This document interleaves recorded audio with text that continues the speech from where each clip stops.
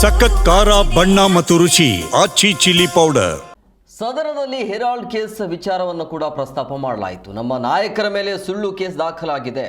ಕಲಾಪದಲ್ಲಿ ವಿಷಯವನ್ನು ಪ್ರಸ್ತಾಪ ಮಾಡ್ತಾರೆ ಶಾಸಕ ಪೊನ್ನಣ್ಣ ಅವರು. ಬಿಜೆಪಿಯಿಂದ ಐಟಿ ಮತ್ತು ಇಡಿಯನ್ನು ದುರುಪಯೋಗ ಮಾಡಲಾಗ್ತಾ ಇದೆ ಅನ್ನುವಂಥ ಆರೋಪವನ್ನು ಹೇಳ್ತಾರೆ. ಅಂದರೆ ಈ ರೀತಿಯ ಆರೋಪವನ್ನು ಮಾಡ್ತಾರೆ. ಶಾಸಕ ಪೊನ್ನಣ್ಣ ಮಾತಿಗೆ ಬಿಜೆಪಿಯ ಸದಸ್ಯರು ಕೂಡ ಆಕ್ಷೇಪವನ್ನು ವ್ಯಕ್ತಪಡಿಸ್ತಾರೆ. ಕಲಾಪದಲ್ಲಿ ಆಡಳಿತ ಪ್ರತಿಪಕ್ಷಗಳ ನಡುವೆ ಗದ್ದಲ ಶುರುವಾಗುತ್ತೆ. ಪ್ರತಿಪಕ್ಷ ನಾಯಕ ಅಶೋಕ್ ತೀವ್ರ ವಿರೋಧವನ್ನು ವ್ಯಕ್ತಪಡಿಸ್ತಾರೆ. ಈ ಒಂದು ಮಾತಿಗೆ ಕೇಸ್ ಹಾಕಿದ್ದವರಿಗೆ ಕೋರ್ಟ್ ಚೀಮಾರಿ ಹಾಕಿದೆ. ಬಿಜೆಪಿ ನಾಯಕರಿಗೆ ದೆಹಲಿ ಕೋರ್ಟ್ ಕೂಡ ಚೀಮಾರಿ ಹಾಕಿರುವಂಥದ್ದು. ಅಂದರೆ ಉದ್ದೇಶಪೂರ್ವಕವಾಗಿ ಇದನ್ನು ಬಳಸಿಕೊಳ್ಳಲಾಗ್ತಾ ಇದೆ ಅಂತ ಪೊನ್ನಣ್ಣ ಅವರು ಈ ರೀತಿಯಾಗಿ ಆಕ್ರೋಶವನ್ನು ಹೊರಹಾಕಿದರು.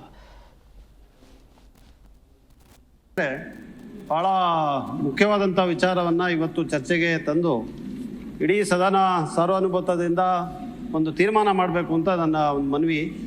ಈ ಕೇಂದ್ರದಲ್ಲಿ ಇರುವಂಥ ಕೆಲವು ತನಿಖಾ ಸಂಸ್ಥೆಗಳು, ಅದು ಇಡಿ ಇರ್ಬೋದು, ಐಟಿ ಇರ್ಬೋದು, CBI ಇರ್ಬೋದು, ಇವರು ಕಾಂಗ್ರೆಸ್ ಪಕ್ಷ ಆಡಳಿತ ಇರುವಂಥ ರಾಜ್ಯಗಳಲ್ಲಿ ಮತ್ತು BJPಯೇತರ ರಾಜ್ಯಗಳಲ್ಲಿ ಇರುವಂಥ ನಾಯಕರು ಮತ್ತು ಕೇಂದ್ರದಲ್ಲಿರುವಂಥ ವಿರೋಧ ಪಕ್ಷದ ನಾಯಕರ ಮೇಲೆ ಯಾವ ರೀತಿ ದಾಳಿಯನ್ನು ನಡೆಸ್ತಾ ಇದ್ದಾರೆ. ನಿನ್ನೆ ಒಂದು ತೀರ್ಪು ಬಂದಿದೆ.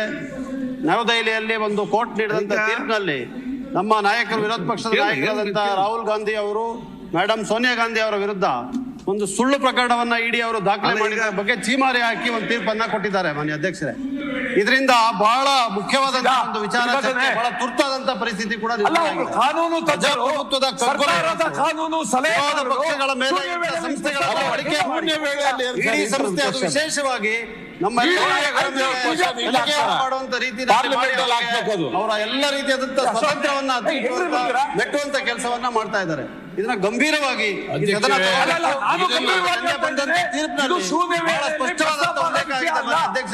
ಏನ್ ಹೇಳ್ತಾರೆ ಅಂತ ಹೇಳಿದ್ರೆ, ಪ್ರಕರಣದಲ್ಲಿ ರಾಹುಲ್ ಗಾಂಧಿ ಅವರು ಉದಾಹರಣೆ ತಮಗೆ ಕೊಡ್ಬೇಕಂದ್ರೆ